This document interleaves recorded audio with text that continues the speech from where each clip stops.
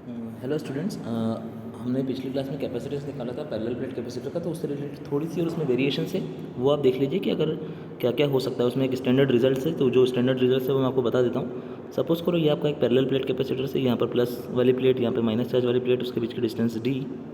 अब आपने क्या करा, एक डाई इलेक्ट्रिक स्लैब ली, ये डाई इलेक्ट्रिक स्लैब ली एक, इसकी थिकनेस आपने ली टी, है ना। थिकनेस कितनी ली आपने, टी। इसका डाई इलेक्ट्रिक कॉन्स्टेंट है के, ठीक है। डाई इलेक्ट्रिक स्लैब है ये आपकी, ड्राई इलेक्ट्रिक स्लैब, ठीक है, जो कि टी थिकनेस की यहाँ पर आपने रख दी, जिसका डाइलेक्ट्रिक कांस्टेंट कितना है के। तो इसके लिए जो कैपेसिटेंस आपका बनता है वो आपको सीधे फॉर्मूला याद रख लेना, डेरिवेशन आपके सिलेबस में है ना। अब तो epsilon naught A divided by D minus T plus T upon के। जिसको डाउट आए कि डेरिवेशन कैसे होता है, तो मैं वाली टाइम क्लास के अलावा आपको बाद में कभी आएंगे तो बता दूंगा, वरना आप फॉर्मूला याद रख लीजिए। कैपेसिटी कितनी होती है, D minus T plus T upon के। ये हो गया आपका जो स्टैंडर्ड रिजल्ट मेरे को याद रखना आपको करवाना था। उसके बाद हम बढ़ते हैं थोड़ा सा आगे कि आपको अब कैलकुलेट करनी है energy stored in the capacitor. तो किसी कैपेसिटर में कितनी एनर्जी स्टोर्ड होगी वो आप कैसे कैलकुलेट करेंगे। तो सबसे पहले कैपेसिटर लीजिए सी, जिसका कैपेसिटेंस हो सी, और उसका मान लीजिए कि उसके ऊपर क्यू चार्ज टोटल स्टोर हो रहा है, और पोटेंशियल जो आपने बैटरी अप्लाई करा है वो है, उस बैटरी का पोटेंशियल है वी। तो देखिए आपको पता है कि वी पोटेंशियल कितना होता है, work done per unit charge. ये हमने बहुत पहले देखा था जब इलेक्ट्रोस्टैटिक पोटेंशियल की डेफिनेशन समझी थी। तो यहाँ से वर्क डन कितना हो जाएगा, पोटेंशियल इनटू चार्ज। अब क्या करते हैं, देखो कैपेसिटर पे जो चार्ज स्टोर होगा वो धीरे धीरे धीरे धीरे धीरे कैपेसिटर पे चार्ज स्टोर होना शुरू होगा।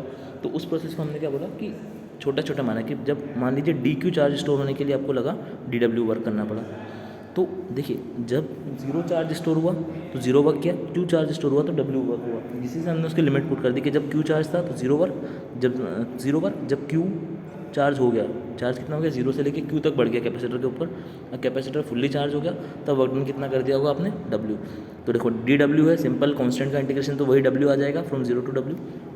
पोटेंशियल को देखो यहाँ पे चार्ज के टर्म में इंटीग्रेट कर रहे हैं, तो पोटेंशियल को चार्ज के टर्म में क्या लिख सकते हैं, Q is equals to C V से V is equals to Q upon C.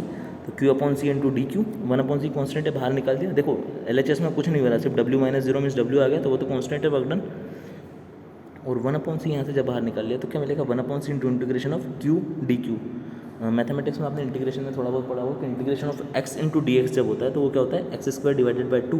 तो integration of Q into D Q करोगे तो क्या हो जाएगा, Q square by to. Limit क्या है, जीरो से क्यू।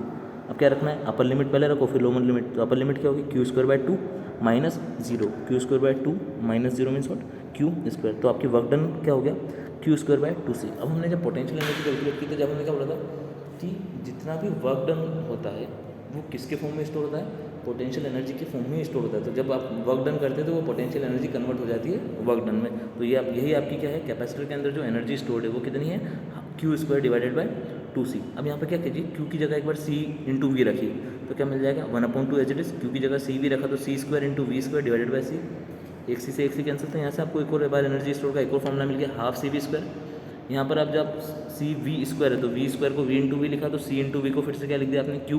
तो कितना है, half of Q into V. मतलब अगर आपने क्यू सी वी तीनों के टर्म में अलग अलग अलग फॉर्मूले बना लिए कि अगर आपको एग्जाम में कोई दो चीज़ दे दे, मान लो सी और वी दे दिया तो आप U is equals to half C V square लगा दो, क्यू वी दे दिया तो U is equals to half Q V लगा दो, अगर क्यू और सी दे दिया तो half Q square by C लगा दो। ये तीनों फॉर्मूले हो गए। नेक्स्ट टर्म जो आपकी इससे रिलेटेड आती है वो आती है एनर्जी डेंसिटी। तो एनर्जी डेंसिटी की बात करें तो डेंसिटी का आपका क्या रिप्रेजेंट करती है, कोई भी चीज़ है, अगर मैं आपको बोलूँ कि आपका मास डेंसिटी तो क्या हो जाएगा, मास पर यूनिट वॉल्यूम। अगर मैं बोलूँ एनर्जी डेंसिटी तो क्या हो जाएगी, energy per unit volume. Small you से रिप्रेजेंट करते हैं इसको, और जो आपकी एनर्जी होती है उसको कैपिटल यू से रिप्रेजेंट करते हैं, इसमें कंफ्यूज नहीं होना है। तो एनर्जी कितनी निकाली आपने, half C V square. Volume कितना होगा, एरिया इंटू कैपेसिटर की प्लेट की जो डिस्टेंस होगी वो, तो कैपेसिटर का प्लेट का एरिया इंटू कैपेसिटर के बीच की प्लेट की डिस्टेंस, वो क्या हो जाएगा आपका टोटल वॉल्यूम।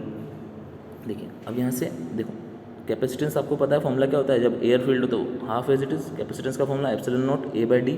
कल हमने पोटेंशियल और इलेक्ट्रिक फील्ड में रिलेशन देखा था, वो क्या था, V is equals to E into distance between the plate, उसको लिख दिया E square into D square. जब यहाँ डी से डी कैंसिल, एक डी से एक डी कैंसिल, एरिया से एरिया ऊपर वाला कैंसिल, तो आपको मिलेगा energy density equals to half of epsilon naught into E square. ये आपकी क्या होगी, एनर्जी डेंसिटी। तो ध्यान रखना एनर्जी डेंसिटी होती है half of epsilon not E square, और एनर्जी जो होगी वो कैपिटल यू से जो रिप्रेजेंट करते हैं उसके आपके पास तीन फॉर्मूले, Q square by two C, या हाफ सी वी स्क्वायर, या हाफ क्यू इंटू वी।